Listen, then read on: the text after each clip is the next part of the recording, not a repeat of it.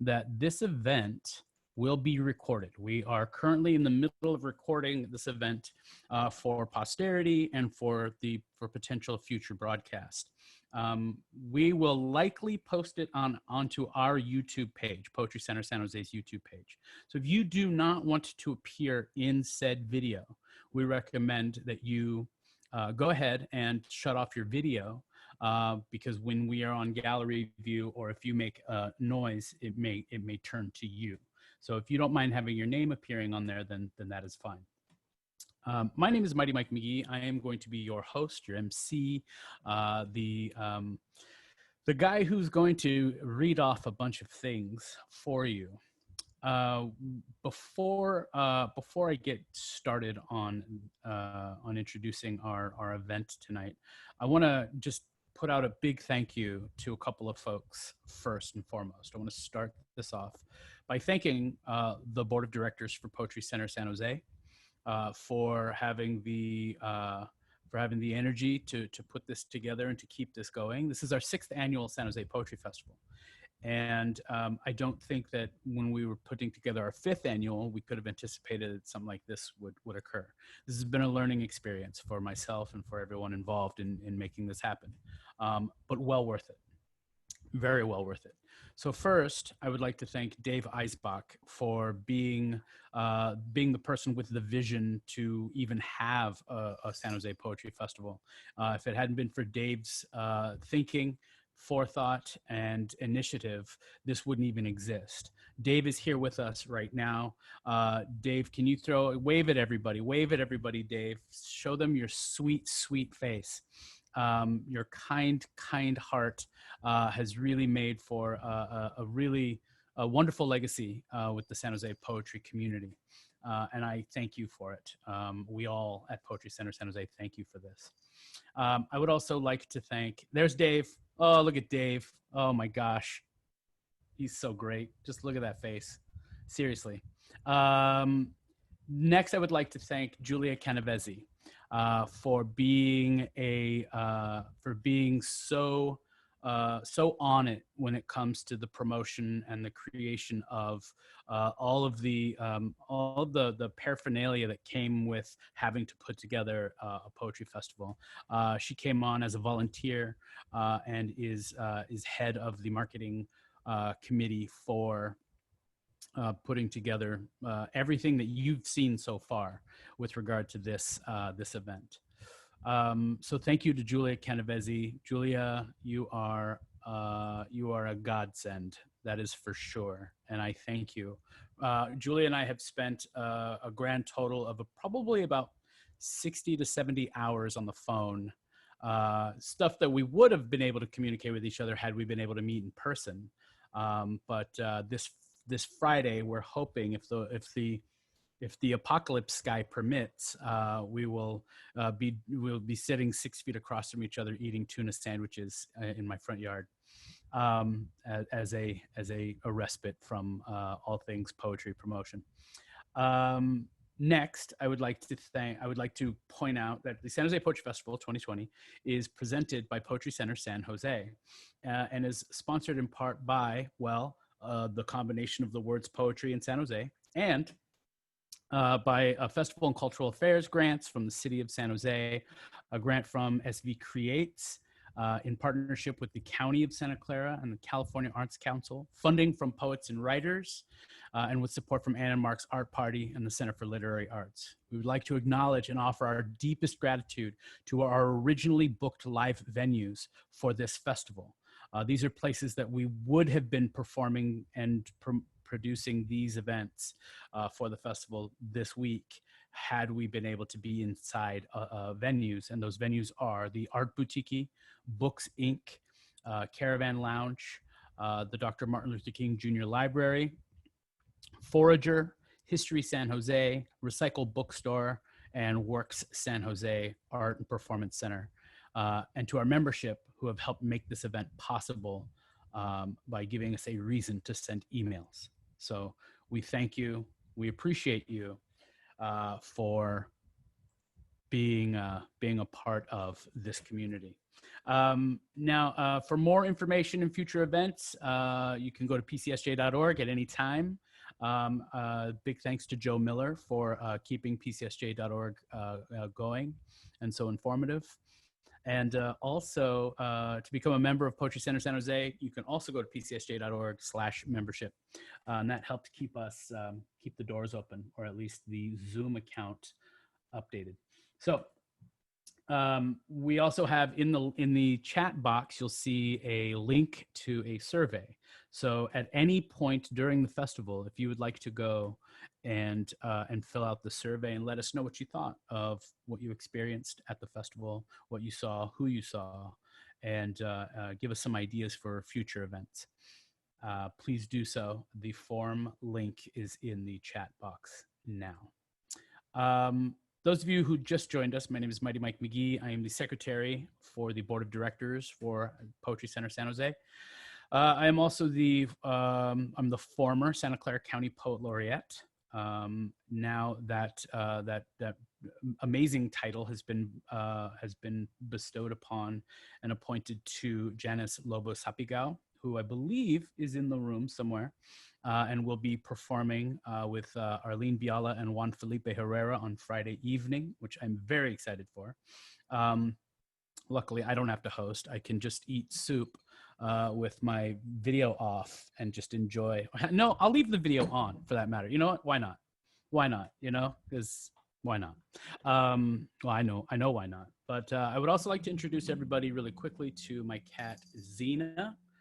That is Xena right there. Xena is the, I don't know if you can see me right now, but here, let's go ahead and spotlight myself and my cat. Xena, she is, some people ask, they go, well, is she a warrior princess? And I go, she's a worrier princess, really, is what she is. She's a delight. She really is, except for Mondays, Wednesdays, Fridays, and most weekends. But other than that, she's great. We have a delightful lineup for you tonight that I am so excited about. These are three poets who I admire, who I look up to, and I'm shrinking, so that's permanent. And so I am very excited to be able to introduce to all of you who have yet to experience these three poets. Tonight we're going to hear from Sarah Fatima Mohammed. Then we'll hear from Anouk Yeh. And then finally, we'll hear from our headliner, Sabrina Benaim, all the way from Toronto. Sarah and Anouk are both from the South Bay. They live here in the Santa Clara Valley. And they are also being cast in a strange orange light, like most of us. Those of you not in the South Bay right now, you are missing out. We're a lucky bunch, though, in that the weather has not been excessively hot here. And it's really kind of a perfect evening for us to sort of shut in and listen to three incredible poets. Our two openers this evening, Sarah and Anouk, are both youth poets. They're both currently enrolled in high school. My heart goes out to everyone to all the youth out there who are forced to learn indoors in a space that they're not necessarily used to having to sit through classes in. So it is with great pleasure that we keep them in those spaces and ask them to read poetry for us this evening. I am very honored to be able to introduce them all to you this evening. So we'll go ahead and start if everyone's ready. Can I get a show of hands? And the way you do that, folks, is you open up the participants panel. If you look on the bottom of your screen, you'll see with hover your mouse over the bottom tool guide panel will open up on your right. And you'll see a list of all the names there. You can put a hand up. You should have an option to put your hand up. I'd like everyone to just give it a shot. Just test it out really quick. Everyone go ahead and put your hand up, right? And once I get everybody on there, anyone who doesn't have their hand up, we're gonna clap really loud and wake them up, right? That's what we're going to do. No, but in all seriousness, I just want to make sure that everybody sees that that is there, that is something that you will then use in our Q&A after the event. When everybody has finished performing, when everybody has finished their poems, you will have an opportunity to ask questions in the Q&A. So get those blue hands ready. Well, I guess the hands are white and the outline is blue, unlike our skies here in San Jose. So without any further ado, you can all put your hands down now, but just now that you know that that's there, woot woot, hands, yeah. We're gonna go ahead and get started, but I also would like to point out that you will remain muted until the Q&A, so that way we can keep the noise level down. We will be putting a spotlight on each performer, so that all you have to do is focus on them. But remember, at any point, if you want to look at the beautiful crowd of people here to watch and listen, you can always click back to gallery view. Without any further ado, I'd like to read Sarah's bio, unless anybody has any questions. Does anybody have a question? Anyone? No questions? Okay, good. I have all kinds of questions, but I'm going to email those to Sarah Benaim after the show. So our first poet this evening, Sarah Fatima Mohammed, is a Muslim American emerging writer from the San Francisco Bay Area. She's fascinated with poetry as a means of fostering empowerment for her immigrant Muslim community and raising awareness around the presence of Islamophobia. She has been recognized by the Alliance for Young Artists and Writers and the National Poetry Quarterly's Editor's Choice Prize. Her work appears or is forthcoming in Canvas Literary Journal, Rattle, Blue Marble Review, The Rising Phoenix Review, Apprentice Writer, and elsewhere. When she's not writing, she serves as managing editor for the Aurora Review and reads for Polyphony Lit. Please, folks, I'm going to put a spotlight on her right now. Give a big, warm, quiet round of applause for Sarah Fatima Mohammed. Okay, now it's working. Hi, everyone. It's so nice to see you all. I'm really excited and honored to be able to be here. I think that during these times, we specifically, my generation, Generation Z, we're learning what it means to be afraid. And one thing that I've been invested in these past few months is exploring how this fear translates history. So I've been looking at my people, my ancestors, and seeing all the different ways fear plays out and how I can connect myself to those stories. So I'm going to be reading 2 poems today that explore what we do with fear and how we come out of it. The first one is called Christchurch Mosque. On Fridays, it is the Jummah prayer. My mother and I go to the mosque. We press our bare feet into the sticky floor. We listen to the muezzin's voice, thick and dark red, hands pedaling around his ears like a rose. We breathe, and each breath is softer than the last, each one beating apart like whispers, swelling in sync, mother and I, fingers curling, backs bent. Our small cousins next to us, holding themselves into something so small, so soft that I imagine these children are something holy. Imagine that they fall out of the mosque tongue. These are the children mothered by worship. We are not closed in here. The walls have turned into altars. But then we remember the shooting, how grandmother's back straightens like a white ironing board, how a child's chubby face crumpled like a fist and his soft hand suddenly gone. And now I can almost hear the door slamming like an arrow, the muezzin fisting Qurans like pennies, his voice wobbling, praying for our survival. The gunshots ringing again, wringing the marrow from our people, a calloused finger and a trigger. How easily life slips from the body. I remember that day like I remember the creases in my own hands. Like I remember my people, because this was the day I saw the death of cousins who were so young they hadn't yet been outside. This was the day I saw the death of mothers carrying daughters in their stomachs. This was the day I saw the death of my people as they prayed for their own generation. What does ritual mean here? Is ritual mean here? Is this ritual here? How will we ritual here? Does ritual mean this here? Listen, how do we die? Is this how we die today? Does today die like this? Is today death? Will we? Will we? We are still so afraid. On Fridays, it is the Jummah prayer. We are the survivors of the shooting, and we pray in the Christchurch Mosque, which is to say we pray in the graveyard of our own ancestors, our bloodline shelters under rimless worship. Under floors that are still wet with blood, our people died here.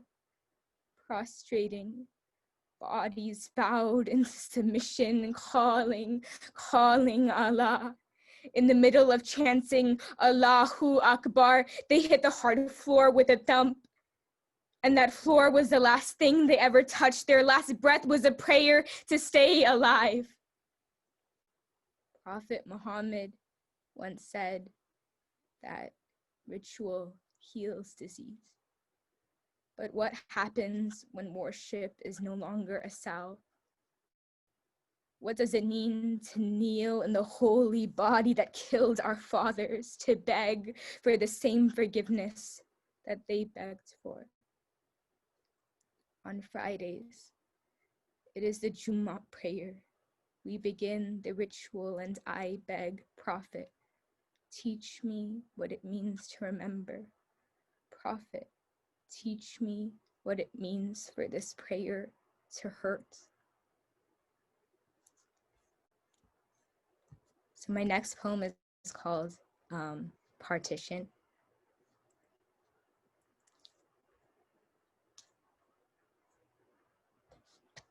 So I'm going to be reading that one next.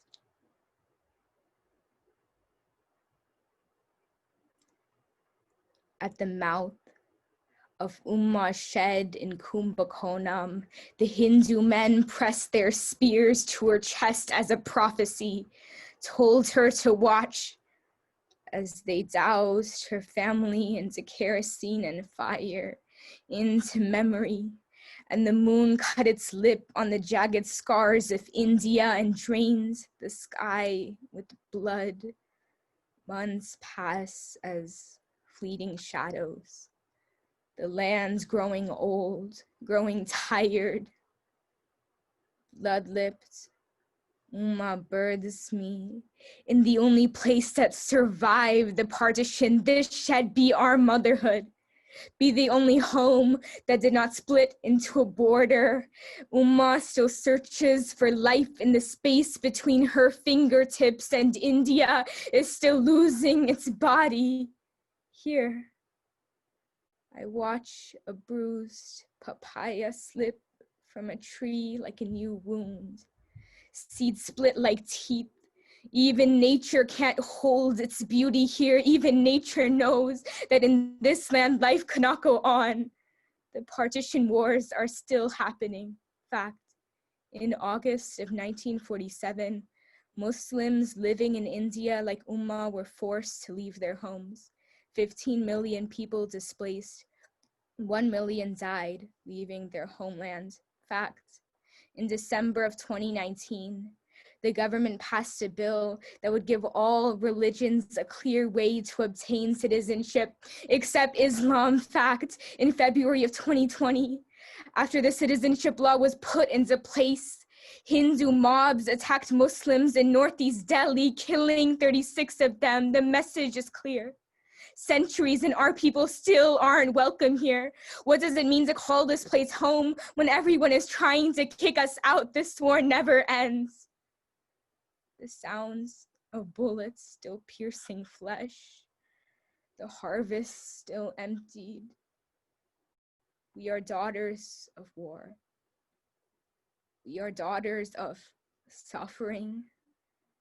But we took the war in our palms and crushed it with our fists. The ash is still smeared on our hands, but we have learned to use it like a match to make light, to make hope from the burning of the ash and string it in our bones like fairy lights. This land split itself into two, tried to split our bodies into halves in the name of religion. We were supposed to die, but we are still here. And we rose out of the cracked ashes of our people, burqas blowing in the breeze, arms locked, motherhood stronger than ever before. We are here.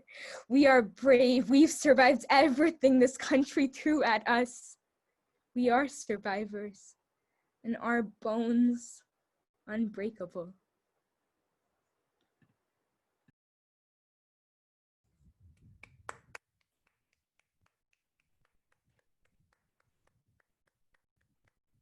Wow.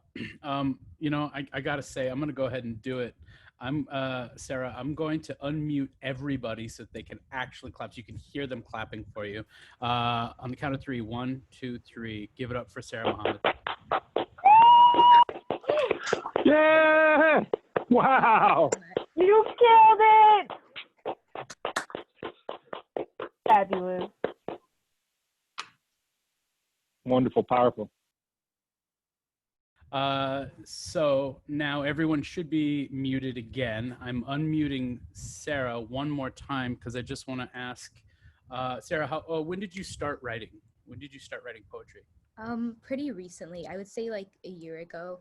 I started trying it out, but I only really got into it like at the start of this year. Gotcha. And what were the catalysts that got you into writing poetry? I think definitely like a lot of trauma that was kind of built up, and I had like all these emotions, and I just gone through a very difficult time, and I didn't really know how to like put it out there. And I always like had trouble kind of speaking up. Like I come from a pretty like conservative family, and it's like we're not like meant to be outspoken. So doing this means a lot to me. Now, in that, would you say that your family is supportive of you writing poetry and performing it and sharing it? Yeah, definitely. Yeah, that's great. That's really wonderful. I'm sure other folks will have questions for you later. They can either put those questions in the chat, or they can wait for the Q&A later on this evening. Thank you again, Sarah. Thank you so much for joining us. I really appreciate your work, and I appreciate your presence. Our next poet is Anouk Yeh, is 16 from Saratoga, California. She believes that in politically polarizing times where opposing sides seem reluctant to foster authentic conversations with one another, poetry has the power to heal, move, and connect. Yeh's work has been recognized by the National Young Arts Foundation and Scholastic Art and Writing. She has been published in the Los Angeles Review of Books, Youth Speaks United anthology, the Reappropriate Journal, and the International Congress of Youth Voices, What We Seek anthology. And she has spoken after prominent figures, including Congresswoman Anna Eshoo and peace activist Ella Gandhi. Folks, it is really, truly with actual great pleasure that I have this opportunity to introduce to you one of my favorite young poets in the South Bay and throughout the entire West Coast, which is, as we all know, sorry Sabrina, but it's the best coast. Please give a warm round of applause for Anouk Yeh. Are you unmuted, Anouk? Yeah. Okay, good. Awesome. I'm super excited. So hi, I'm Anouk. I'm 16 and I'm a junior now at Saratoga High School, and I'm just really excited to be here with you guys. I think a fun fact about how I met Mr. McGee is the first time I've like ever performed poetry was at a poetry slam in Milpitas, and he was hosting there. So it's pretty cool since Mr. McGee has been there since like the beginning of my poetry journey, which was 3 years ago, I think. Yeah. And so I'm just super excited to be here today. And today the poems I'll be reading are kind of exploring the ways, I think, that I mentioned in my bio, that poetry helps foster connections between people, and the way that poetry serves as a form of protest in politically kind of hard times. And so I have 2 poems that I'm super excited to share with you guys. And this poem, this first poem I'll be reading is called Color Wheel Connotations. And I wrote this poem a few years ago, and I think some of you guys might have heard it before, but I just thought this poem was really relevant in today's situation, and I hope you guys enjoy. Color Wheel Connotations. My art teacher, ever the whimsic, tells me that colors are just complex emotions. Running her fingers along the edge of the color wheel, she says that colors convey emotions, and that just like every good Taylor Swift lyric, depending on colors, interpretations may change. My art teacher floods her canvas with red, says red by itself is angry, but red, drizzled with passion fruit orange and tinted with yellow, is a glowing sunset smile. My art teacher says that depending on colors, interpretations may change. Like how gold on purple is royalty in the Middle Ages, but gold on silver is San Francisco circa 1949. Like how black and yellow is a bop, but black and blue is a bruise. Depending on colors, interpretations may change. Like how black on white is classy, but black on black is ghetto. Like how gun on white is patriot, but gun on color is terrorist. Like how crime on white is mental illness, but crime on color is still terrorist. My art teacher says that depending on colors, interpretations will change. So in the courtroom, when they arm up to paint with royal blues and subdued hues, I know they are painting an inherent eulogy. So in the courtroom, when they arm up to paint with pastels and white tinted pigments, I know they are painting a soft sentence where the canvas is the accused, the paintbrush, the judge's gavel, and the colors, the verdict. Depending on colors, interpretations will change. On the color wheel, any verdict, any sentence, any person can be manipulated at the flick of a brush. Thank you. Awesome. So this next poem is a poem I had written during June, kind of during when the whole COVID outbreak started, and there was a lot of anti-Asian sentiment just within the country. And I wrote this inspired, or not exactly inspired, but enraged by an op-ed that I saw a politician write about what it means to be Asian American, and kind of how we should deal with the whole situation. So the poem is called Back Porch, a response to Andrew Yang's op-ed on the pandemic. And just for a little background, I'll be reading just a part of his quote from the op-ed. Back Porch, a response to Andrew Yang's op-ed on the pandemic. Quote, "We Asian Americans need to embrace and show our Americanness in ways we never have before. We should show without a shadow of doubt that we are Americans who will do our part for our country in this time of need." Andrew Yeh. This is how it starts. We are propelled by the flame blooming in the underbelly of our sedulity, blown over from a land of white rice and honey, where patience is all 10 of the commandments on the tablet. When we arrive, they tell us their Moses doesn't recognize us. So we sit hopeful in cramped back alleyways, embracing our Americanness in ways we have never before, thriving off corner scraps and hand-me-downs, sitting at the back door, waiting for them to call us into the house, waiting for them to tell us that we are special, we are different, we are the good ones. We sit there in the heat on our haunches, growing fat like ticks on cut passports and white lies, long swelling until our backs turn scarlet, wringing rose-blistered hands in anticipation of a godsend, or a pat on the head? Isn't it the same thing on the back porch? We say please and thank you and smile with our best Sunday smiles. On the back porch, we practice the 10 commandments, but the wait is long. So we tell stories to pass the time. But sometimes the stories slither out to meet truth halfway in a language that is of the other land. Dualism, they say, is a mockery of the back porch offering we have been given, and in those moments we do what we do best. We lower our heads and repent, reduce our unraveling to the silhouette of a model minority we know better than to complain. When we have secured a spot on the back porch as human amid immigrants, man amid the others, the back porch is humid, but we are good at tolerating. At swallowing the heat like a memoir, we pride ourselves on our hopeful. So we diminish the porch to only a rest stop. We name the house a higher calling we have not yet earned the halos for, downing euphemisms like wine, believing the same gatekeepers who locked us out would allow our hands to thumb the edges of this shimmering neighborhood. How euphemistic. To gorge ourselves on empty promises, on dreams about penning a place in the house for us. There is no house. For us, they are not waiting. For us, they are awake and watching through the windowsills. They smile, tell us it is still not enough. Tell us it is easier for a camel to go through the eye of a needle than for someone to make it through the back door. Convince us we don't want it just enough. Convince us the porch has always been our home. Thank you guys so much. Anouk, that's wonderful. I'm actually going to unmute everybody. On the count of three, 1, 2, 3, give it up for Anouk Yeh, everyone.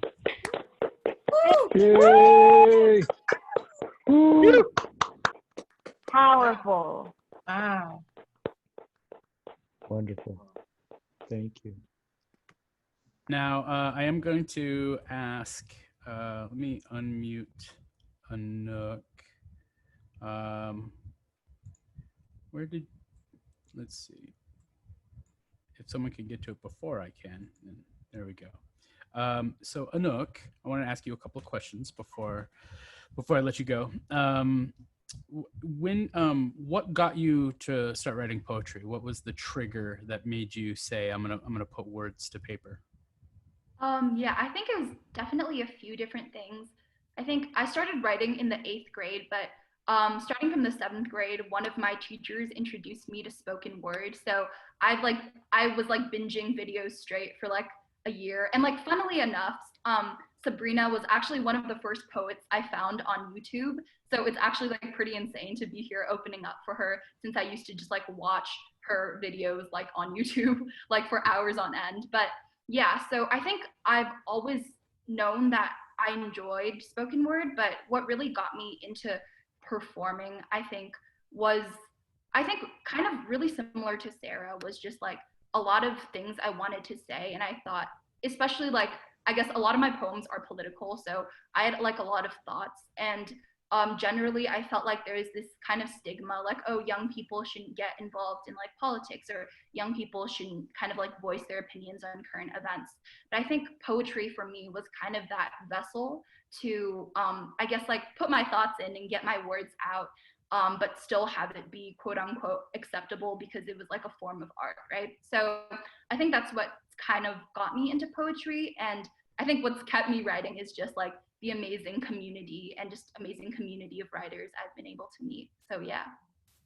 That's wonderful.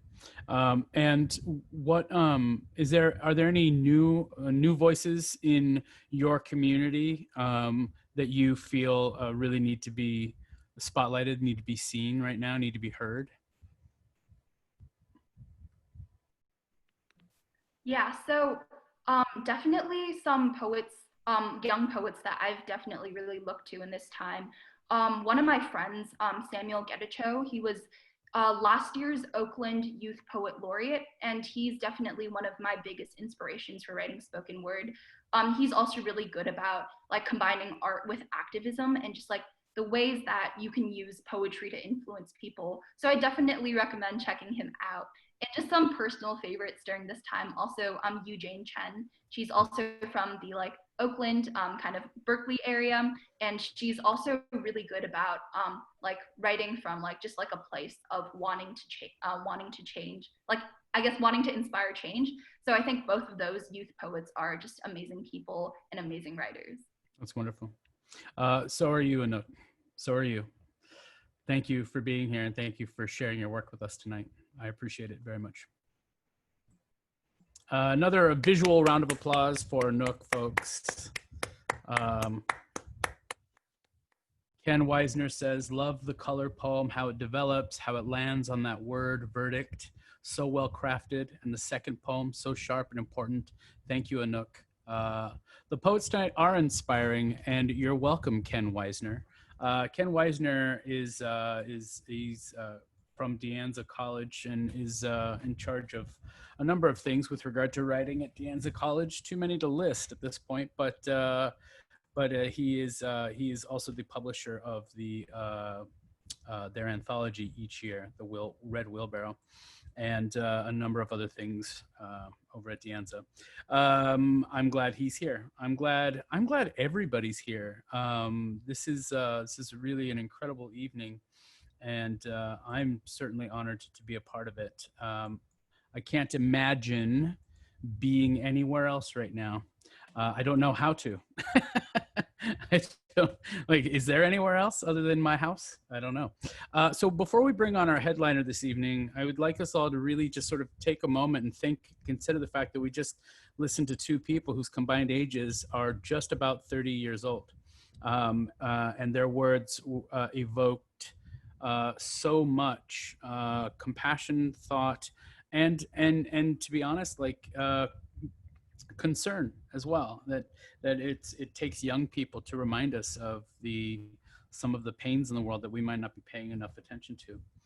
So I wanted to thank Sarah and Anouk for being a part of this. They're the only two youth poets I asked to be a part of this for this year, and I will never ask another youth poet. So as long as they stay 14 and 16, they will be in every single festival that I produce. I swear. No, I'm kidding.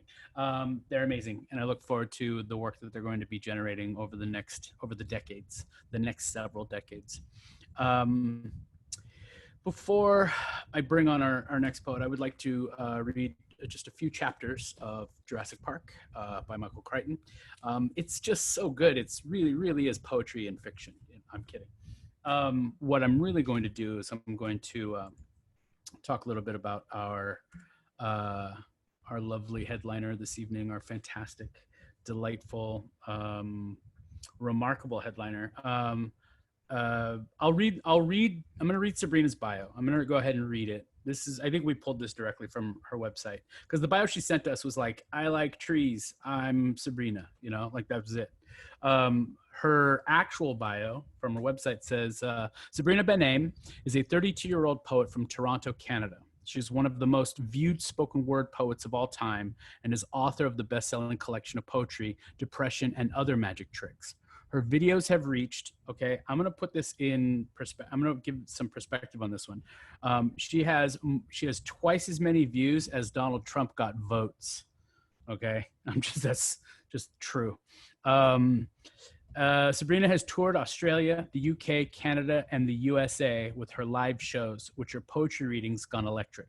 While the subject matter can veer into difficult territory, it is with truth and from experience that Sabrina is able to navigate through her mental illness journey with a wild sense of humor and frank discussion to leave her audience feeling comforted and uplifted. She's been a guest on CBC's Q with Tom Power, has written for SONY, ESPNW, and made her television debut writing and voicing a national commercial for the 2016 Olympics. Sabrina believes in breaking down stigma around mental illness, women helping women, and ghosts. She lives with her dog, Mabel. I met Sabrina in 2013 and have been just floored by her prowess and her growth, her genuineness and her kindness, in the face of certain notability, to go from slam poet, uncertain of whether or not they should even sign up, to her name precedes her. That she is a household name in a number of places, but namely in my heart, and now soon to be yours, folks. Put your hands together all the way from Toronto, where it is now 10:30 tomorrow. You guys, put your hands together for Sabrina Benaim. I'm unmuting you. Just do it. Clap. Cheer. You're all unmuted.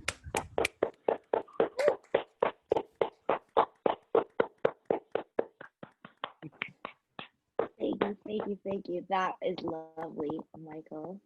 Sabrina, hang on one second. I'm gonna mute everyone and then unmute you. Okay, hold on. Okay, you're fine. How's that? Good? Great. Okay. Hello, everyone. I'm so glad to be here. I have to be honest with you, I'm a little emotional today, so there's a very good chance I will cry during this. And I'm just going to let you know that disclaimer. Okay. I don't want to do too much banter because I find banter incredibly awkward when nobody can talk back at you, or even like you can't hear like someone be like, and then you're like, I shouldn't have said that. Stop this banter immediately. So I'm just going to kind of roll with poems and hope that's okay. And every so often, if you want to just give me a thumbs up that you're still with me, that'd be great. Visual cues are everything these days. Okay, I did make a set list, so I know what I'm doing a little bit. I do want to tell you all, though, that this quarantine period has been really weird for me. At the beginning of quarantine, I drove from Portland to Toronto. So when it was like real crazy and before the borders were closed, it was like, what are we doing? Oh my God. And my family was like, you need to come home right now. So I packed up my entire house into my car and I drove across the country alone and came back to Toronto. So that's how my quarantine started. And pretty much ever since, it's just been like a shit show. It's just been like one thing on top of another. So the poems will leave the story out, but I just want you to know that like these are very fresh poems. I tried to put as many old ones in as possible, but I really just like I'm in a place where I want to share what's going on with the world. So I hope that you're here to hold that. And yeah, I hope you enjoy this journey that we're about to go on. Okay, so this poem is called The Slow Now. I wrote it a long time ago, but it feels weirdly fitting for these days. This morning said, do not press snooze. You pressed snooze, but only once. Congratulations. While brushing your teeth, your reflection in the mirror also said congratulations. And you said thank you out loud to every cotton swab in the blue box and blue seashell on the shower curtain. You filled your kettle with cold water. Set it on the hot stovetop to boil. This morning said, get dressed. You sat mostly naked on your bed watching YouTube videos of Amy Winehouse singing Back to Black for 36 minutes. You rummaged through a drawer, found a bra, put it on, put on 4 different pairs of tights, tried on 4 different dresses, finally decided on the black and white flowers one with black tights. 19 minutes later, you put on a sweater, and then you just sat on your bed fully dressed for 5 minutes more. You say hello to afternoon. Afternoon asks if you have eaten anything. If you plan on leaving the house today, you pick up the phone. Say, I'm starting the pills again tomorrow. I have a doctor's appointment first thing in the morning. And your mother responds, didn't I tell you to do that 2 weeks ago? Explaining my depression to my mother, a conversation. Mom, my depression is a shapeshifter. One day it is as small as a firefly in the palm of a bear. The next, it's the bear. Those days I play dead until the bear leaves me alone. I call the bad days the dark days. Mom says try lighting candles, but when I see a candle, I see the flesh of a church. The flicker of life sparks of a memory younger than noon. I am standing beside her open casket. It is the moment I realize every person I ever come to know will someday die. Besides, Mom, I'm not afraid of the dark. Perhaps that's part of the problem. Mom says, I thought the problem was that you can't get out of bed. I can't. Anxiety holds me a hostage inside of my house, inside of my head. Mom says, where did anxiety come from? Anxiety is the cousin visiting from out of town depression felt obligated to bring to the party. Mom, I am the party. Only I am a party I don't want to be at. Mom says, why don't you try going to actual parties? See your friends. And sure, I make plans. I make plans, but I don't want to go. I make plans because I know I should want to go. I know at some point I would have wanted to go. It's just not that much fun having fun if you don't want to have fun. Mom, each night, insomnia sweeps me up into its arms, dips me in the kitchen by the small glow of stove light. Insomnia has this romantic way of making the moon feel like perfect company. Mom says, try counting sheep. But my mind can only count reasons to stay awake, so I go for walks, Mom. But my stuttering kneecaps clank like silver spoons held in strong arms with loose wrists. They ring in my ears like clumsy church bells, reminding me I am sleepwalking on an ocean of happiness I have not baptized myself in. And Mom says happy is a decision, but my happy is a high fever that will break. My happy is as hollow as a pin-pricked egg. I am so good at making stuff dying. No. I am afraid of living. Mom, I am lonely. I think I learned it when Dad left, how to turn the anger into lonely, and then the lonely into busy. So that when I tell you I've been super busy lately, I mean I've been falling asleep watching SportsCenter on the couch to avoid confronting the empty side of my bed. But my depression always drags me back to my bed until my bones are the forgotten fossils of a skeleton sunken city. My mouth, a boneyard of teeth broken from biting down on themselves. The hollow auditorium of my chest swoons with echoes of a heartbeat. But I am a careless tourist here. I will never truly know everywhere I have been, and Mom still doesn't understand. But Mom, can't you see? Neither do I. Whew. Thank you.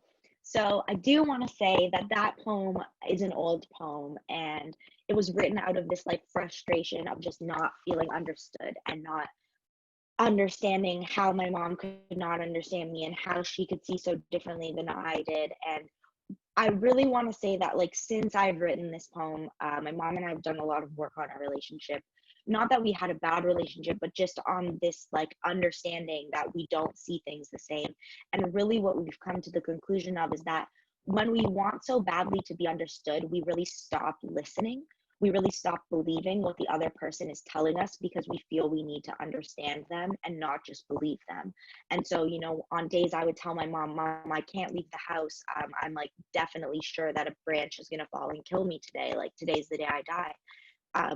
And she would be like, I don't understand how you can think that. That's not the answer anymore. Now she'll say, I believe that you believe that that's true. And like, how can we navigate that feeling to get you out of the house? Like, how can we work through that to get you to the place you need to be? And I think that if we just start believing people when they tell us they're not okay, instead of needing to understand how they feel, we could just be so much further in the conversation by now. Do you know what I mean? Like, I think we would just be so much further along in accepting and understanding that we don't have to understand to believe somebody and to help them. And I think that's really important to say, because that poem was really born out of such frustration, and there's been so much growth since it. So I do want to share that. Okay, that being said, there is an addendum to that poem, which is new, which I'm pretty excited to share. So a lot of these poems I want to share with you today. Hold on, I have like 25 different things open right now. I have my first book, which is like a real actual book in my hands that I can hold. And then I have my second book, which is just a whole bunch of pieces of paper right now that is also real in my hands that I can hold. So most of these poems are coming from this one, and I hope that's okay. So this is an addendum to that last poem. I tell you my depression is a firefly in the palm of a bear, but the truth is I am the firefly. And when you pave a field of fireflies, did you know the fire will not migrate? They will just disappear. My depression is concrete being poured over my own field of grass. I am doing everything I can to survive. Cool. Okay, now we're gonna kind of get into the newer story, which is a little bit emotional for me, so thank you for being here. She says aortic aneurysm, and immediately I thought I must have seen an episode of Grey's Anatomy about this.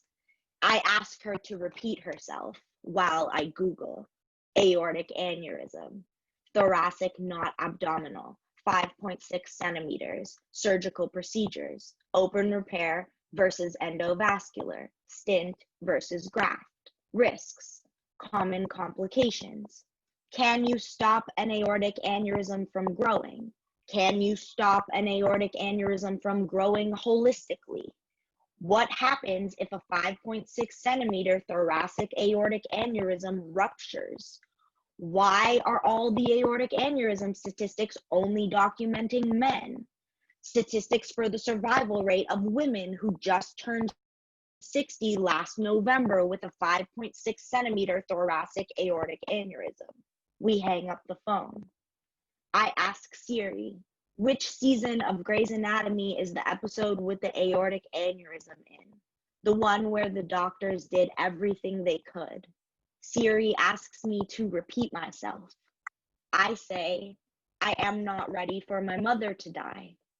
Siri responds, I don't understand the question. I put down my phone. I binge watch an entire season of a reality TV show, Ice Cream for Dinner, and I'm dairy free. For hours, nothing matters. I water the plants out of habit, not care. I watch the episode of Grey's Anatomy, which is actually about an aortic dissection, not a boring aortic aneurysm, and this comforts me in the slightest, but it could have been the ice cream. Or how my mom declared only 4 puffs of a cigarette since the diagnosis. She wants to live. We will wait for tests to be done to determine the appropriate procedure. I see the colossal swell of depression cresting over my days, and instead of holding my breath, I find myself waving to an old friend.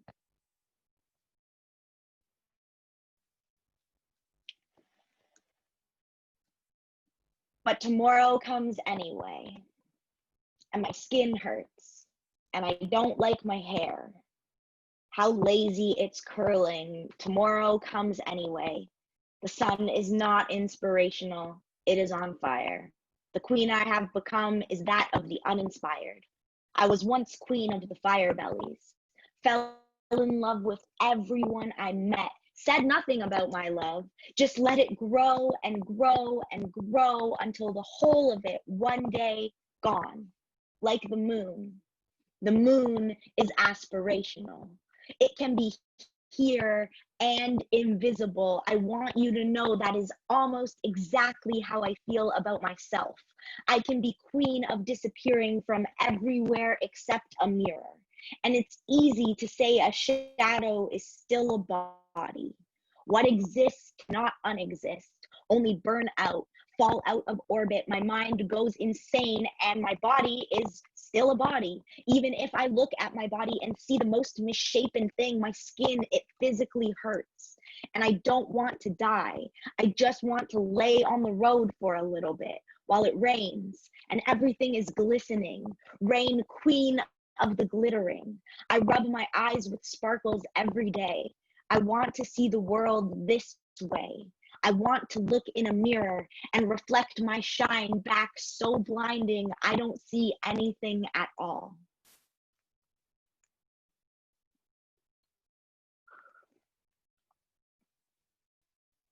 Yes.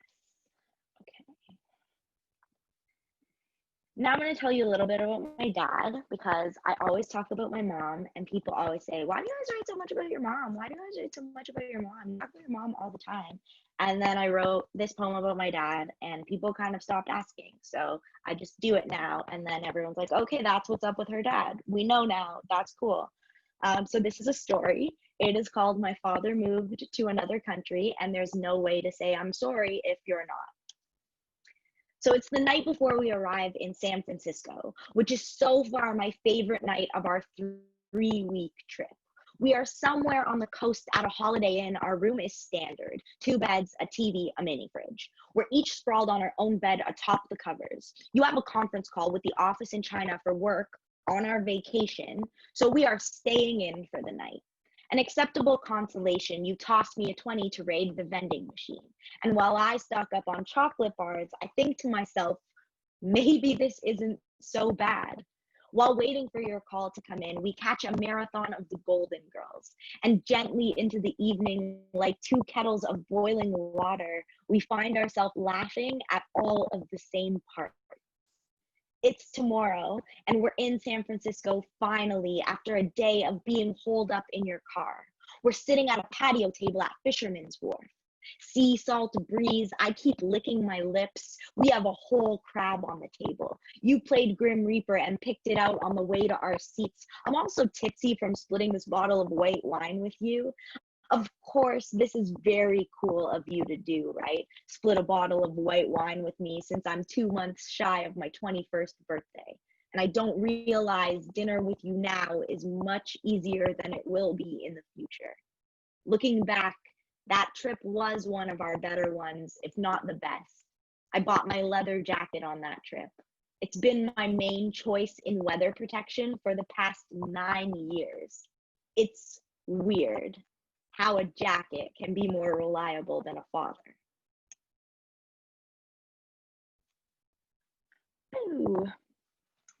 That's like for the Sad Dad Club. If you got a sad dad, that one's for you. I got a sad dad, so that's what's up. Larry, that is not helping the situation, but I feel very deeply sad for you that happened. Thank you for that, though. Okay, I just took a glance in the chat, never looking there again. Thank you so much. Okay, this next, no, I'm just kidding.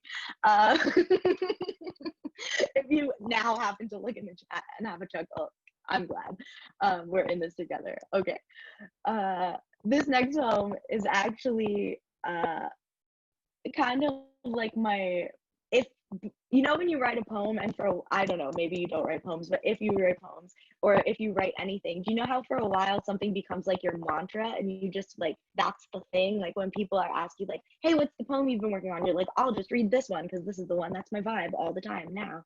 That's kind of what this next piece has become for me, and I'm really glad to have found a poem like this, because for a while I was just real sick of all my own poems. Okay. So the truth is, I've been telling you all this story from a cloud in the sky, a cloud whose side I never leave. It's just my cloud. I exhale it anew every morning, fall asleep at its smoky feet each night. I dress in the dark. It does not matter if I forget my necklace or earrings, keep forgetting which day of the week it is, but remember to eat breakfast. Swallow the good white bullet that poisons the place inside where the lonely breeds. I am dancing again. Spicing sliced pears, I am baking again, restful of morning. Each afternoon, I go for a walk through the cemetery, place pennies on the speller graves, sit in the grass cross-legged with flowers, and I write a new religion, one where we pray only with, here we go. Sit in the grass cross-legged and write a new religion, one where we pray only with and never to. Read poems aloud and remember my favorite lines onto postcards that I will procrastinate sending to the people I love. I live alone. The cups are clean and upside down in the cupboard. Watercolor peonies instead of picking new wounds. And when my tiny talk machine chirps, I do not always check it. I do not wish to see a ghost. I do not wish a summons. I allow myself to go entire days without speaking to anyone except my mother. I swallow 2 bullets blue each night for the ever grief sleep. I have not used the word depressed to describe myself outside of a poem in months, but I am drinking Diet Pepsi again, and I only drink Diet Pepsi when I am depressed. But the thing is, my head is this bright place. I would not hesitate to invite you in. I've painted all the furniture marigold sunrise. Today at 7-Eleven, I asked for a lighter, and do you know what color the cashier gave me? Yes. Keep me in this canary dream where I keep my sugar scrub, my lips soft as feathers, and there is kissing. Abundance of kissing. And I confess, sometimes I do cry when I look in the mirror, but I tell myself it is just the mirror who is crying of jealousy. And on the generous days, I tell myself I am sweet enough to spread on toast and call dessert. Then I giggle because I am not afraid to feel silly. I am not afraid to feel anything anymore. You know, I wish I wasn't so sad. I have been in such a good mood. Want to know a secret? I think being in love is just a better kind of lonely. Thank you. That's a fun one. All right. Okay, so now we are entering the poem section of like the pandemic poem. I hate that I even have one of these. I hate that it's a thing that we all have one of and that we like are shared in this horrible experience. I don't like it at all one bit. I don't like when people are like, but it's bringing us together because we're all experiencing it. Like, no, I would rather we all be experiencing joy and we brought that together and shared that, you know, because I don't really think we do that with joy. I think we only bond in trauma, and I don't know why. I don't know why that's the case. So here is my pandemic poem in which we will all feel the same, and then we'll be like, wow, we're all in this together, and it sucks, you know?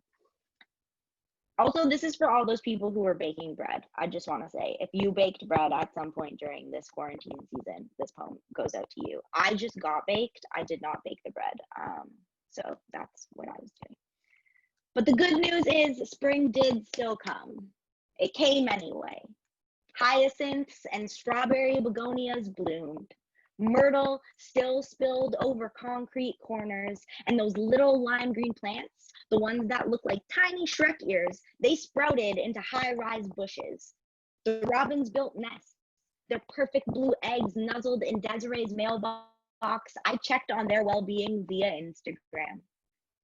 I opened the windows to be part of the world outside, but the world outside is unfathomable. I stayed inside, repotting plants, baking banana bread, learning unnecessarily complicated TikTok dances. I spend early evenings wandering the empty alleyways covered in fallen bubblegum petals.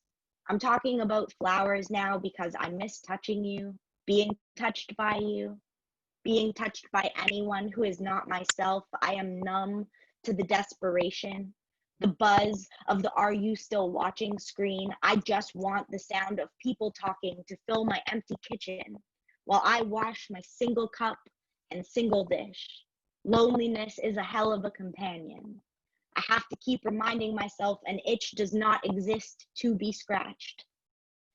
I have to stop drafting tweets composed solely of melodramatic Lorde lyrics. To distract myself, I infuse honey with cardamom seeds, practice my French braids.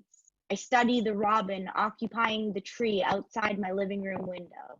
The robin sits and does nothing, so I mimic it for hours. Thank you.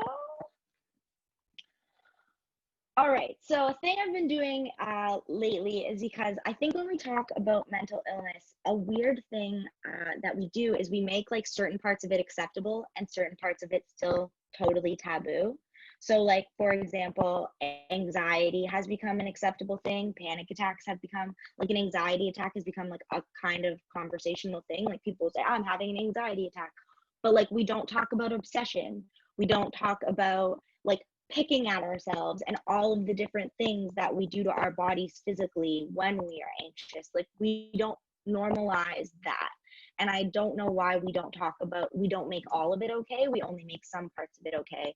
And so I know that there's this conversation around, you know, like sad girl, and there's like the sad girl kind of brand of like, you're depressed and this is what it is. You kind of adhere to all these things.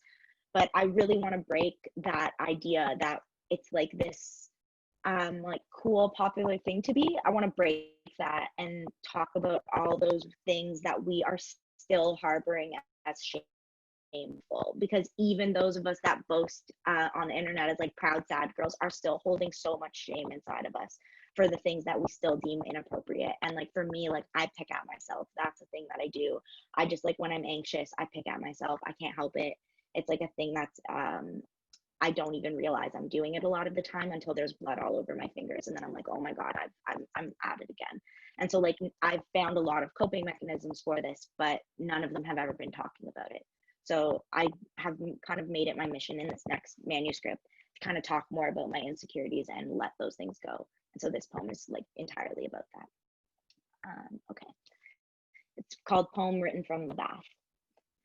My insecurities have been rioting in the back of my head. They possess this urgency so startling, I have been avoiding mirrors again. I am afraid to want anything. Even the smallest crumb for dinner feels like more than I deserve these days, so I am not eating. And then I am eating all of the time. I am terrified of what would happen if I missed one single dose of medication. I set 3 alarms on my cell phone, wrote "take your pills" in caps on a Post-it note, and stuck it on the mirror so it blocks my face. Look, sometimes self-care is simply surviving. Though I have also been taking baths lately.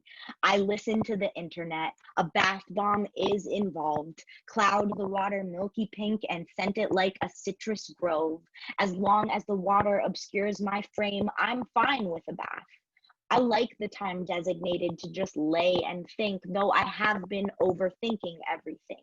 Like, what if, while I was in the tub, I slunk my entire self down below the surface, sang the saddest song I've got in the back of my head until all that was left was the soft hush of waves and not the piercing voice that says I don't deserve to be present. This is not about dying. I do not want to drown.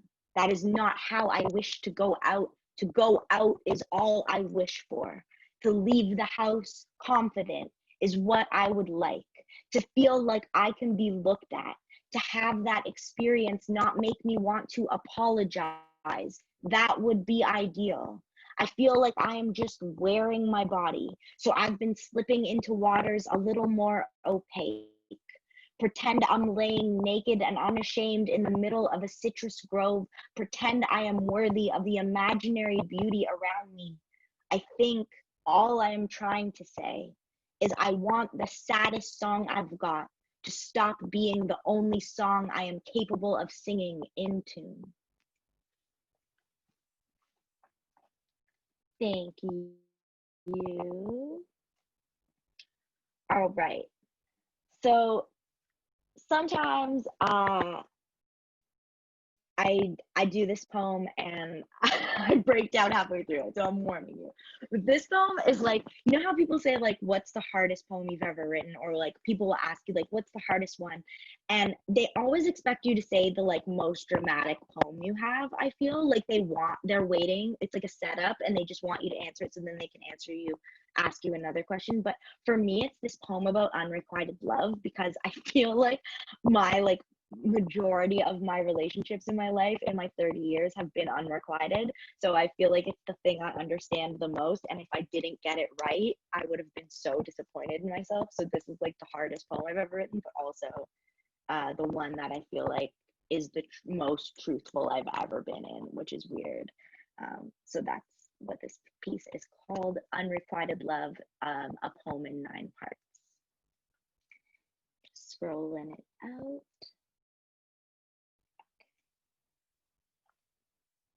Also, I do want to say, this poem was written for a person who I refer to as Voldemort.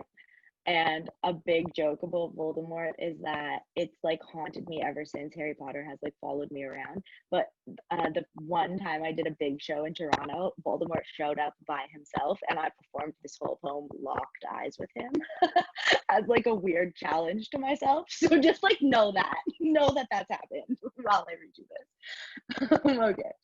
Unrequited love in 9 acts. The question hangs a hook through my pink cheek. How did you do that thing that you did to my heart? Because isn't the real tragedy how you found yourselves in one another? How you took one brief look into the mirror of her, turned around and walked away. The girl's arms are empty.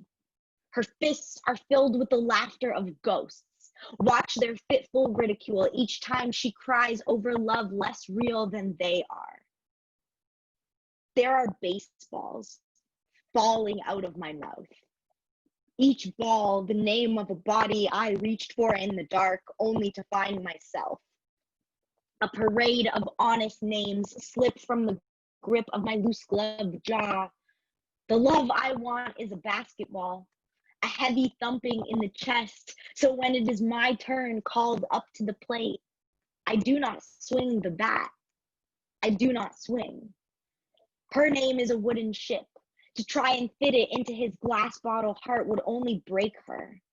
A montage of all the times I wished you had taken my hand, and when the moment passed and you didn't, a montage of all the places I wished myself far, far away to. Portland, Barcelona, places I have never seen your smile. What is the name of a place that everyone can see is burning, but no one can feel the effects of the smoke or the heat of the flames except the place? And the place is not a place, but a person. And the person is the I in my poems, only it's my real life body that aches. And isn't that love?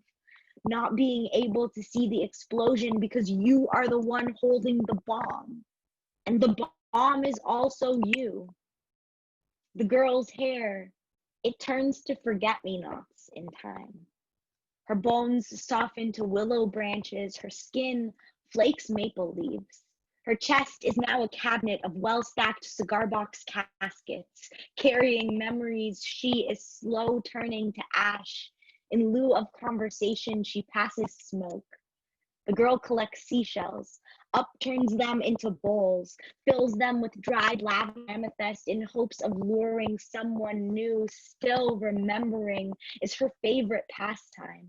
She cannot hold her heart up without trembling, so she hides it away in bottomless midnights, which are her grief, but are also her lust. See, the girl is now a girl who is also a whale, full of unoccupied space, and it's tragic how she displaces her emptiness with loneliness, how she wants and wants and wants and needs to know why the boy acts like he lives so far away when his house is just a couple blocks south of 10 minutes, and all that space lays still, loud as a snail's cry. And wouldn't I know about crawling up inside oneself? Wouldn't I know about a body full of waiting and a floor clean as a plate in a cupboard holding 9 other plates on top of it? How it's all so unbearable. Holding love. How it makes a girl feel helpless. How she dislikes a period of heavy pockets, of change her heart is unwilling to make. Did you hear me? I said I love you. I said I still love you. Still you. Thank you. Ooh. All right. This is called Poem from the Beach Trip. And this is kind of like that, I don't know, it's just that feeling when you're just, something is not right. So, poem from the beach trip. I ask why the birds are crying and learn that seabirds drink salt water and then they cry out the salt through their tears. And though I cannot say for sure, I believe this to suggest that the seabirds aren't sad. They are just excellent at letting go. Cool. I have woken up and cried for 3 mornings in a row. Each time felt as if there was a reason, but I could not remember it.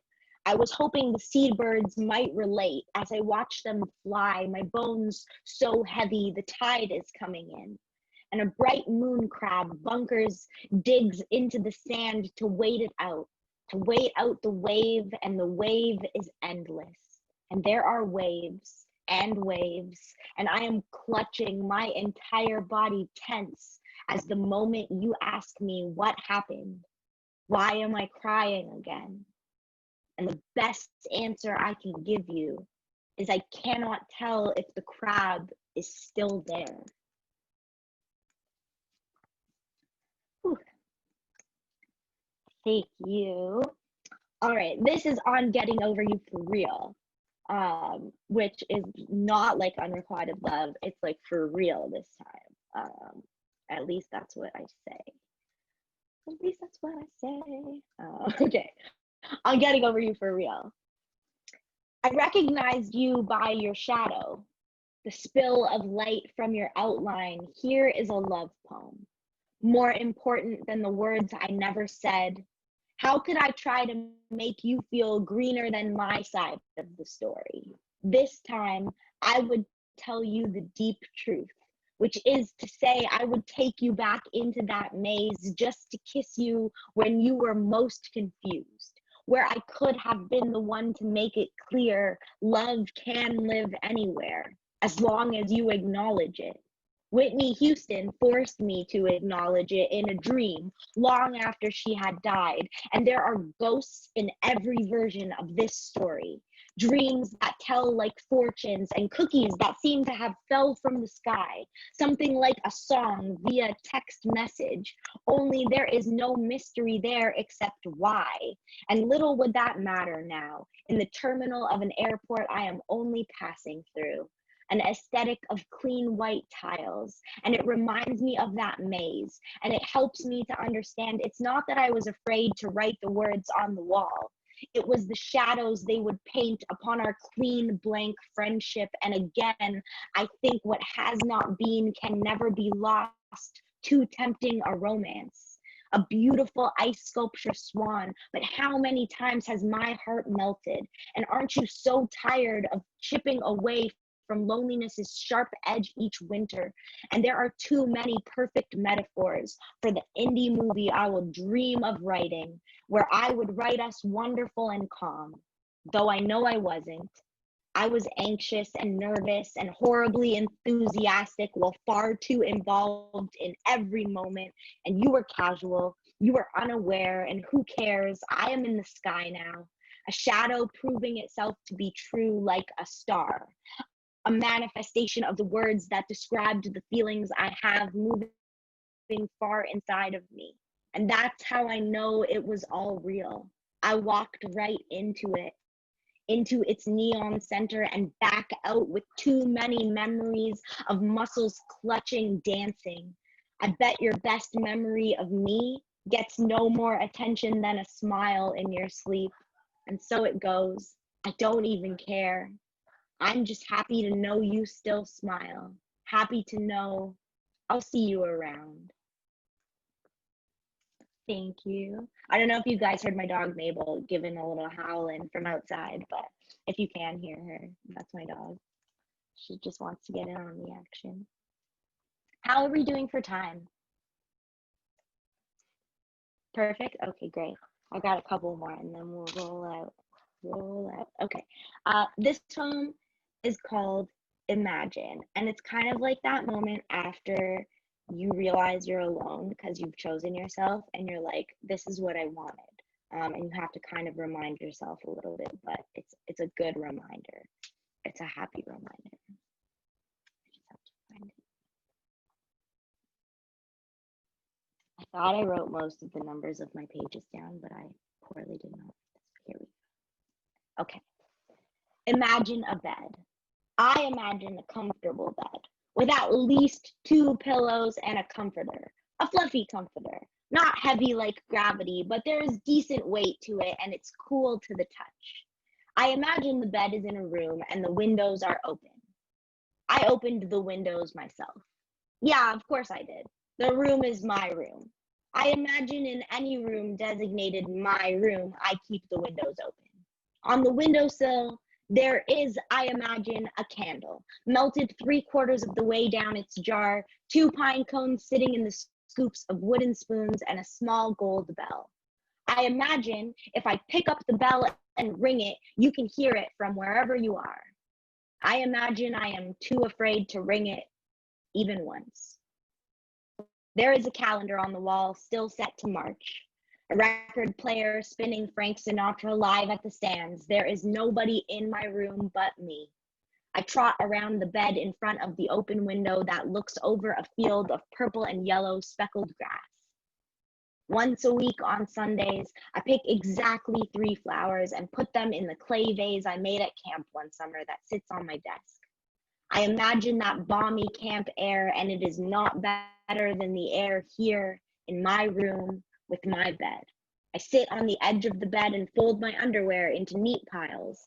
Cotton thongs, lace thongs, booty shorts, full bottoms for sleeping, high-waisted ladies, and sexy silks. I say out loud the things I need to remember. Vet appointment Monday at noon, flight Tuesday at 1:30. I do not have to feel sorry for choosing myself. It is here when things get complicated, real, because I have imagined a bed I want to lay in it.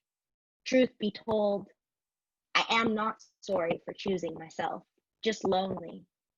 And I imagine I am the kind of person who is perfectly okay with that. Thank you. Ooh. Okay. All right, these are, the next 2 are gonna be kind of like my mom odes. So these are for my moms. Okay, 67, there we go. Excerpt from this morning's phone call. Mom, are we going to talk about what will have the aneurysm burst? Did I tell you new printer? The thing was such a pain in the ass to set up. It wouldn't print a single page until we figured out we had to have the computer forget the old printer. We aren't the only ones with memories, you know. Which reminds me, did you get the check in the mail? And did you get your new parking pass? And how was therapy the other day? It was thrilling. She asked me how lonely I am on a scale of 1 to 10, and I cried instead of answering. Well, I'm sure that was cathartic. Yes, Mom, it was fantastic. I also told her you are avoiding talking about the aneurysm. I'm not avoiding anything. Did you see the video I sent you of your nephew walking, though? You didn't respond to it. Did you see how fast he was going? Yes, I saw it. He was almost running as fast as you are away from this conversation I'm trying to have with you. Sabrina, please. I don't want to talk about it. Everything will be fine. And it is here I realize her fear is more important than my own. And if something horrible were to happen before she goes into surgery or during surgery, only her body knows how it will react. And it won't tell. It can't tell. She literally can't talk about it. I'm sorry. What are you making for dinner? Oh, did I not tell you about the roasted cauliflower recipe? I made it last week. We're all obsessed with it over here. You've got to try it. Let me write it down and text it to you. Tell me what you think. I will. That sounds delicious, Mom. I have a cauliflower in the fridge. I'll make it before it goes bad, before it's too late. I promise. Okay, now get your notes out because I'm going to give you the cauliflower recipe. You rub the entire cauliflower with olive oil and a mix of sea salt, black pepper, garlic powder, and paprika. You bake it at 450 for about 20 minutes and squeeze a little lemon juice on it. That's it. That's all you have to do. It's the most delicious cauliflower you'll ever have. I hope you made notes because that was delicious. Okay. This next poem is also for my mom.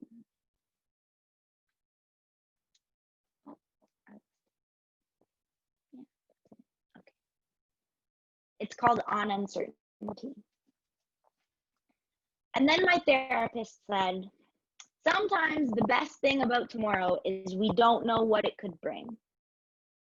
And it's weird because I thought the best thing about tomorrow was its relentless arrival. And yes, I do know nothing is certain. But watch me pluck daisy after daisy, ask question after question, and there are never answers, only probability. My mother's aneurysm is probably a result of years of smoking. The only thing we know for sure is the past, but our memories are stories we tell ourselves to sleep at night. I had a tumor once, smack in the middle of my throat. It was the size of my pinky finger, about 5.6 centimeters in diameter. The doctors could not conclude why the tumor grew. It didn't matter. They made a perfect plan to remove it, and they did. Barely left a scar. Our bodies are unreliable machines. The doctors can't make a plan for my mother until they run more tests to see how strong her heart is, to see how strong her kidneys are. They can't know for sure how her organs will handle surgery, which method of repair holds lesser complications, stint or graft. Possibilities arrive by the bouquet. Knowing what could happen, but not knowing if it will, is torture. My mother's aneurysm could sleep still until surgery, be clipped, and my mother returned to optimal health. Or my mother's aneurysm could burst and kill her before she ever makes it into a surgery. I just want to cry and cry and cry. I want my mother to live forever. And yes, I do know the closest thing we have to forever is right now. I also know the sun will rise. So I make a to-do list. I title it tomorrow. And the first thing I write is to call my mother.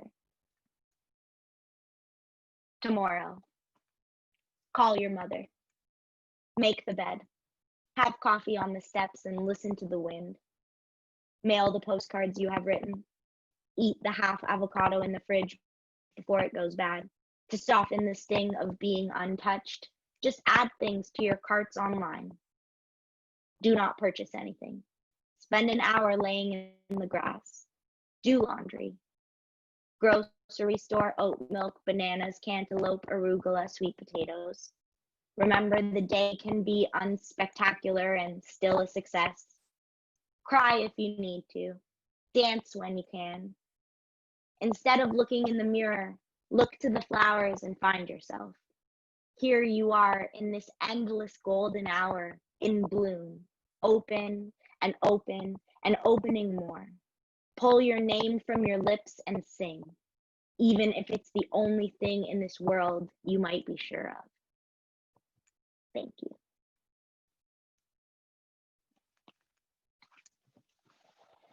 Woo. Thank you so much. I just have one last poem for you. I hope that's okay. It's kind of a short one. Perfect. Let me find it up here. Thank you so much for having me. I can't tell you what it means to me to be connecting to people in this world at this time, because I truly, like, without the Zoom, it's so weird how Zoom just became part of our lives, like, all of a sudden, you know, like before, like what was Zoom before, and now all of a sudden it's like, I'll see you on the Zoom. But truly, I could not be more grateful for the Zoom, for having these nights and having these moments and connections. Like, what are the odds we would have done this in real life? Well, we would have done this in real life. I know that that part is true, but you know, what are the odds that each and every one of us would have been in this room at this time if not for the Zoom? You know what I mean? And so I really appreciate you all signing in and being here virtually from your own houses and just being here. I really love this connections that poetry has made.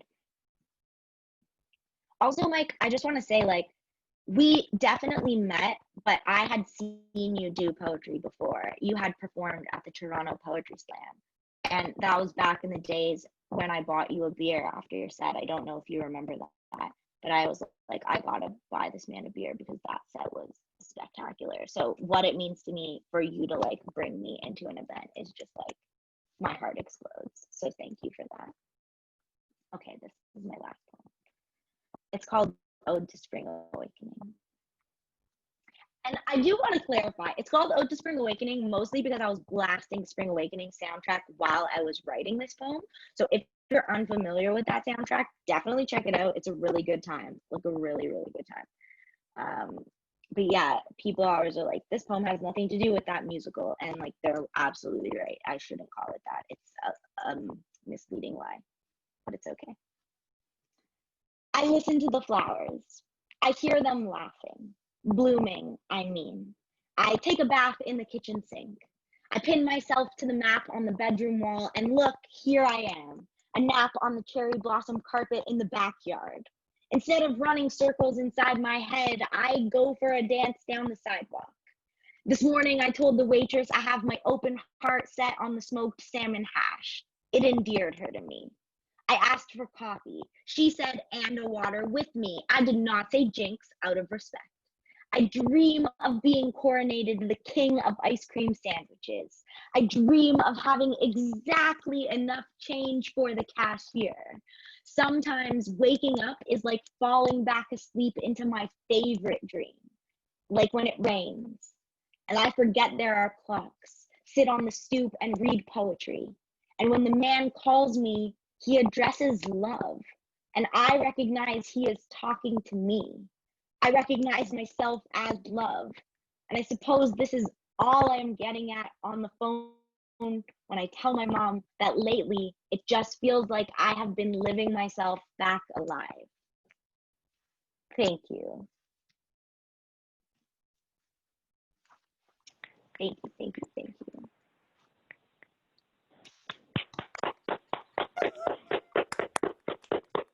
Amazing. Yes. I hear sniffling in there. That's a good sign. Sniffling. I know that folks have been laughing. I know that folks have been feeling things. All thanks to you and your truly precious, thoughtful words, Sabrina. You are a gift. You really are. And I know there are days where it's hard to wake up and feel like a gift, especially when things itch, and things smell weird, It's hard to feel like a gift, Yeah. But you really are a gift. Now I'm gonna mute everyone again, and I'm now going to unmute Sabrina. And I just wanted to ask you a couple of things before I turn it to everyone else here. One, I wanted to remind folks, Sabrina has a workshop on Saturday morning at 9 a.m. as part of the San Jose Poetry Festival. So please go check that out. I put the link in the chat. There are some very kind words here for Sabrina. You can also, if folks are curious, if you open up your chat, there should be a function in there. If you click on the three dots, there should be a function there that says save chat, and it'll save it as a text onto your computer or whatever you're watching with. So you can save the chat if there's info in there that you would like access to. This recording will also be shared through various PCSJ means and accounts. So we'll let you know when that is made available. Sabrina, out of curiosity, how did you find poetry? How did you find spoken word?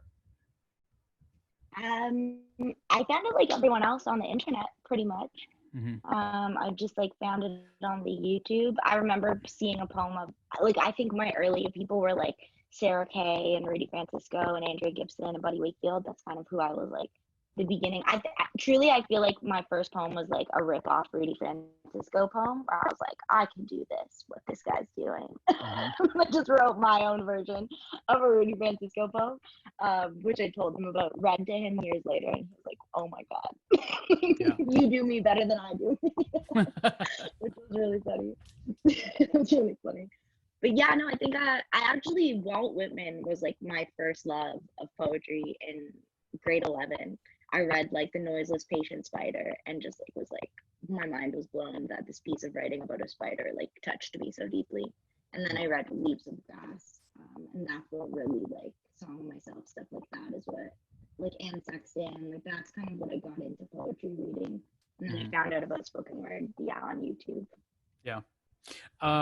And what would you say is the, I have two, it's a two-parter question. What is in terms of the notoriety, or I hate the word notoriety, but sort of the focus that has been put on you over the course of the last several years, thanks to YouTube and Button Poetry and what have you, what's the best thing and the worst thing, or what are just good things and a good thing and a bad thing that have come out of that, out of so many people having access to what you're writing?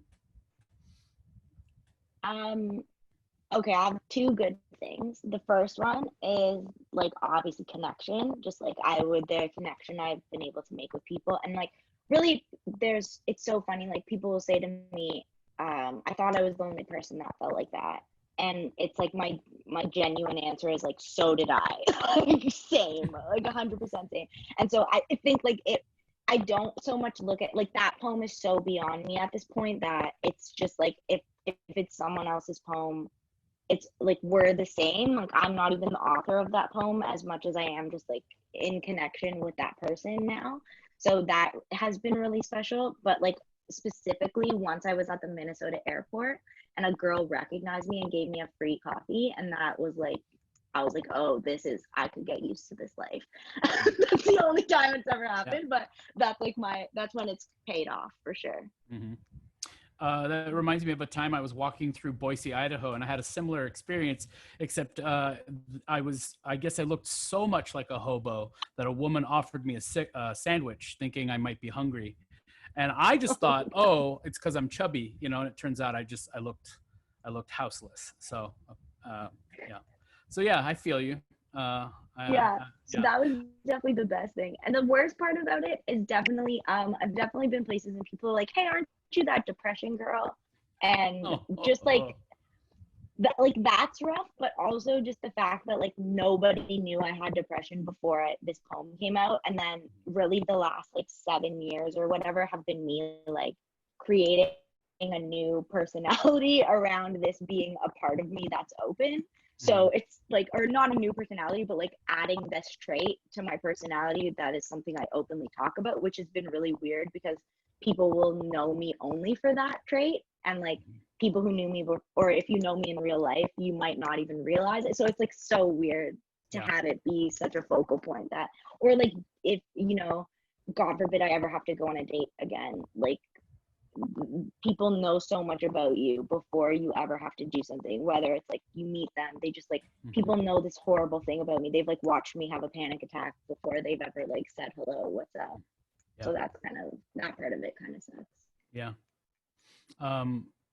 I have to say, I usually don't tell anyone they're brave because I feel like it's like, well, you're not pulling people out of a fire necessarily, but in a way, poets are to a certain degree. You're pulling them out of their own fire.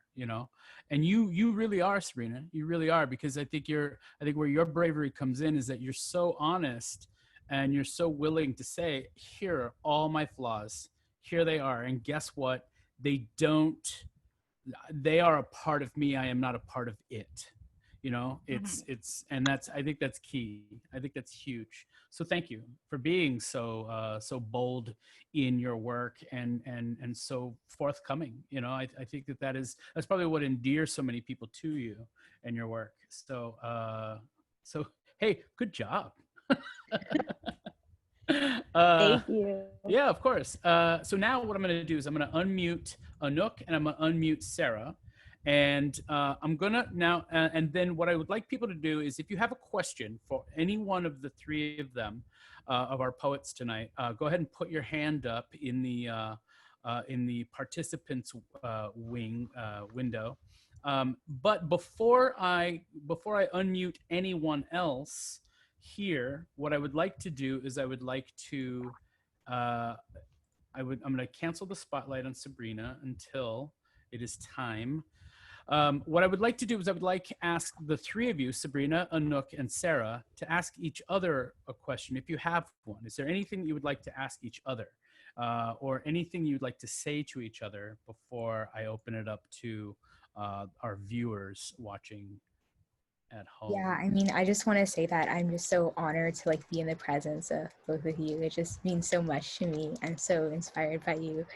I would say that, like, I guess to both of you, like, how do you keep writing poetry? Because I feel like at so many stages for me, it's been like I want to write, but at the same time, like there's sometimes where it's just like hard, and like how do you like keep pushing through that and like keep writing?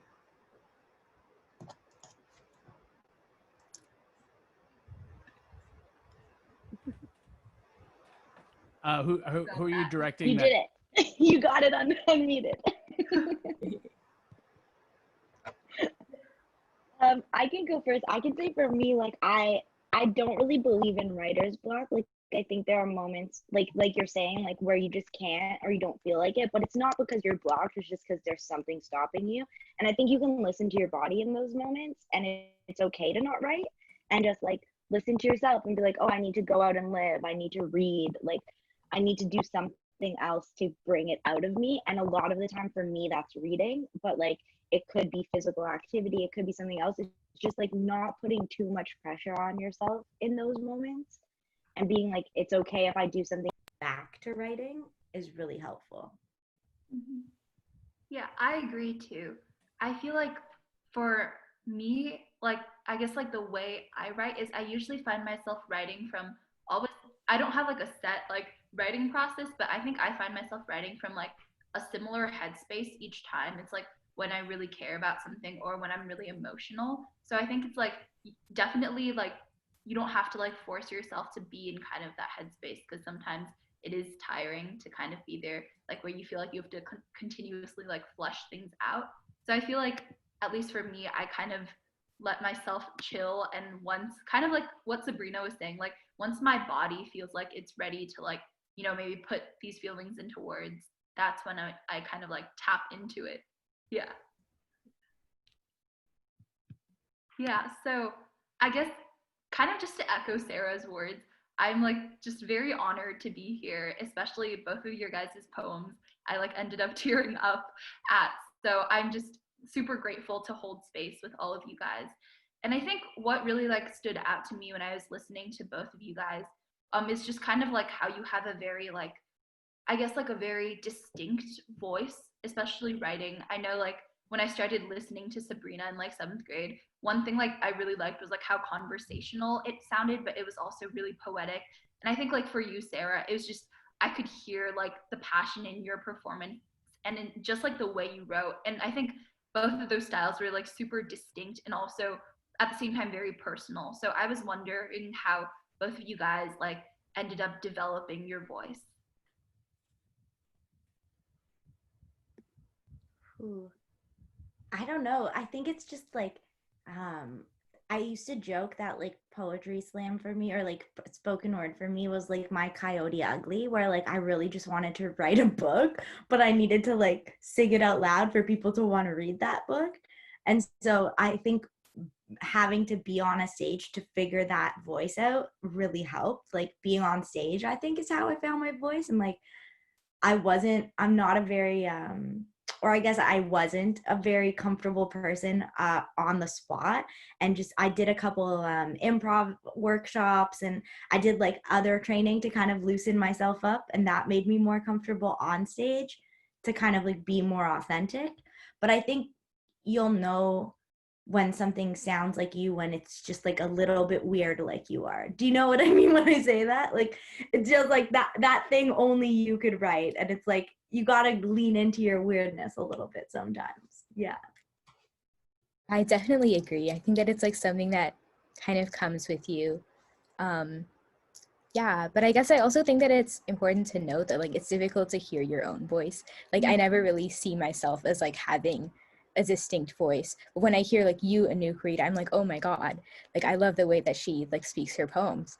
And yeah, I think that it's just like harder for you to hear yourself. Yeah, I want to say that I'm so inspired by the both of you. Like I'm so inspired by the both of you. I can't believe that you are writing poems like that. I always say like the under 20 poets, I'm so jealous, because when I was under 20, I was like, I have a crush. It's in a rush. Like, I don't know, like I'm just so amazed by you. You're so impressive. And I want to ask, what are you reading? Like, who is inspiring you? Right now I'm reading If They Come For Us by Fatima Asghar. It's really beautiful. I'm loving it. I've been like exploring a range of Muslim poets, and it's like made me feel very comfortable and warm to know that there's like some community there. So like Safia Al-Hilo, Tarfia, Faizullah, I really love their work. Yeah. So good. Thank you three for your questions and your comments, and just that was a really great little like being a fly on the wall and just a conversation with three fantastic poets. I'm going to turn to other folks who maybe have their hands raised. Looks like the only person who's raised their hand for a question is Larry Hollist, but usually it takes one or two people jumping into the fray. There we go. I knew it. I knew we'd get a couple of people. First of all, I'm going to unmute Larry Hollist so that he can ask his question. Larry, go for it. What do you got for these folks? Well, it's more of a comment. Sarah and Anouk, wonderful. I mean, I hadn't even started writing poetry when I was your age. It was just wonderful. You are decades ahead of me. And Sabrina, I'm sorry about the comment about my grandmother. Aneurysms actually run in my family. My great grandmother died of one, my grandmother, and the reason tears in my eyes is. My dad has aneurysm on his brainstem, and they're operating on October 5th. And so it could either come out where he is now or it might not. So, these are the last few weeks we might have with him, and I'm stuck here in California, and he's in New York, and so. I do know. I feel you. I'm in Yeah. this. My mom, her like surgeon specialist just told her like on Thursday that he can't do anything to fix it. It's like too dangerous to do a surgery. She probably won't survive it. And now she's like determined to find a second opinion of someone who will, because she's like, determined to have a surgery that. Yeah. So yeah, I feel you. It's like a possible situation. Yeah. So I did write a poem about being with my grandmother when she died, and I'll send that to you through Mike. I'd love to hear that, yeah. Thank you, everyone. Larry is one of the biggest supporters in our community of poetry here in the South Bay, San Jose. You will always, especially at live events, you'll always catch him. And he's a little shorter than me. So it's nice to have somebody. I'm kidding. He's like twice my height. But yes, Larry is a delightful human being. It's those kind of folks, and I know you know this, Sabrina. Those kind of folks who like somehow their heart is actually bigger than their whole body, and somehow they cram that into like it's like there's no skeleton. It's just all heart, and that's Larry. Larry is all one giant heart, a very hairy heart. But I was just noticing in our little tiny pictures, I was so tempted to refer to you as my father or my older brother, because we look pretty similar, except for I don't have as much white in my beard. It's getting there though. It's coming. Yeah, well, I'm getting ready for Christmas season. I'm just playing my Santa and not put on a false beard this year. That's good. Yeah, you don't have to now at this point. You're very lucky. Me and do you know my collection of fake beards is huge now. It's massive. I want to let's see here. I want to call on our next question comes from Brandon Liu. Let me unmute Brandon. And if we can spotlight Brandon Liu. Brandon, you have a question or comment? Yeah, I was thinking earlier about what you said about being brave in the sense of being a poet. And I wanted to ask all three of our featured poets tonight about that kind of feeling in being brave in the sense that you're not afraid to uncensor yourself, because I find that at times, especially when writing, there are things you want to hold back. You don't want to say out loud to people because you don't want them to know about that kind of thing, whether or not that's a vulnerability or a shame of yours, perhaps in your life, or because of something you've witnessed. And I was wondering, how do you push past that to put that in a poem? Yeah, I can actually. So before my depression poem came out, I really didn't talk about anything and I kept a lot of things inside. And once I got that out, it really felt so cathartic to tell the truth finally and to say those things that I start kind of like made this pact with myself. Like I wouldn't keep things in anymore if I could help it. But this recently, this thing that completely just like tore me open was the poet Desiree Dalla Giacomo. She's also a great pal of mine. She said this thing in a conversation where she said, to be known is to be loved. And you have to allow yourself to be known to allow yourself to be loved. And that has just like completely stuck with me. And that's how I think about writing now. Like that anything I'm afraid of, like to let this part of me be known is to allow this part of me to be loved. And that's really important, I think. Yeah, I definitely agree. And I think for me, like, I guess when I started off, poetry was more of an escape where I felt like I was coming into like the San Jose arts community where like no one really knew me. So it, at least for me, it felt a little bit easier to open up to people like absolute strangers and still have that connection with them, which is pretty insane. I think when you're talking about brave, I guess like the first thing I thought of was my freshman year of high school. In biology class, I got into this heated argument with this one boy. We were talking about, I think, like feminism or something like that. I don't remember, but I ended up writing this like open letter to that boy, which turned into a poem. And I decided, like, okay, if I'm gonna do this, I'm gonna go all out. So I ended up performing that poem at the Oakland City Women's March in front of like 500 people. And I'm pretty sure it's gotten back to him. But I think, like, I guess, like, just going back to what I was saying, I feel the most brave when I'm talking to people I don't know, which feels kind of weird. But at the same time, it's like I'm telling you my life story, but you don't know anything else about me. So it feels kind of safe almost. Yeah. Yeah, I definitely agree as well. I think that also like knowing that you can use personas in a poem is a very comforting thing. Like I think for the longest time I thought that a poem has to be about yourself. And if I have to say the speaker I, it has to be me who went through that experience.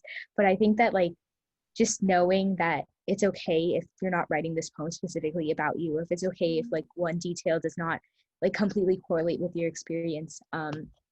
Because yeah, it's okay to make use of those personas and you can like find comfort in sharing an experience that might not like reflect your own. Really great thoughts, everyone. I am really I'm really impressed with everybody's clarity of mind tonight. I feel like, especially considering like how weird everything is these days, it's pretty amazing to see people still connecting with each other. I find that as much as I want so desperately to hug people, I also find that I want to, even on Zoom, I want to connect with everyone as deeply as I can. I think that poetry is such a great opportunity to do that with. Any more questions from anyone? Is there anyone in the crowd that would like to ask these three? It's not the last chance you'll get to chat with Sabrina, as she will be facilitating a workshop this Saturday, 9 a.m. Tickets are at. I posted the link. We can post the link again.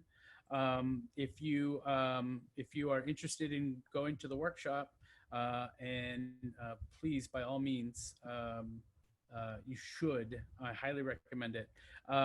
And Sarah and Anouk, do you guys have anything coming up that you want folks to know about? Any events, any publications that people should check out? If you have anything that you would like to, you could also put links in the chat. I highly recommend that you download the chat so that you have all the info that's been shared this evening.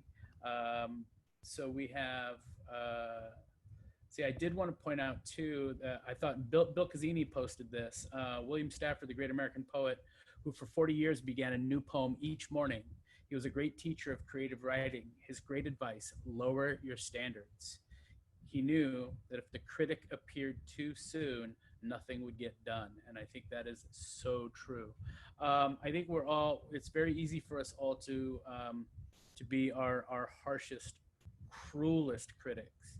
But I think that if we tell that person to just go hang out in the other room while we do this poem thing, and then let them come and see it once we're done with it, I think we're better off. Sarah, Anouk, Sabrina, the love I have for what you are putting into the world is huge. And I thank you for your presence here. I thank you for, and for not just being here, but being present in these moments that we've had tonight. These 2 hours that we got to share with you really has done so much for me. And I thank you. I thank the three of you. From the bottom of my heart and the top of my face, you're super incredible human beings, and I'm so glad to know you. I would also like to say too that tomorrow night I am hosting the Poetry Festival's Open Mic and Friends. So there'll be a couple of special guests, but it'll be primarily an open mic. You have to go register for it in order to get the information so that we can let you in to the event. So it's a free event, so please go. I put the link in the chat as well. So there's a ton of links for you to check out. We also posted the link to Sabrina's book and Sabrina's Instagram. So you can follow Sabrina further down the road beyond this festival and many festivals to come. So if there are no more questions, I'm going to go ahead and I'm just going to put on a little music quietly. I'm going to go ahead and unmute everyone. If folks want to talk, if folks want to leave, now is the time to do it. You are now all unmuted. And you are all available for chatting if you'd like. You do not have to stick around. It is entirely up to you, but I am honored to have gotten to be a part of this event tonight, and I thank you all for being here. Good night, everybody.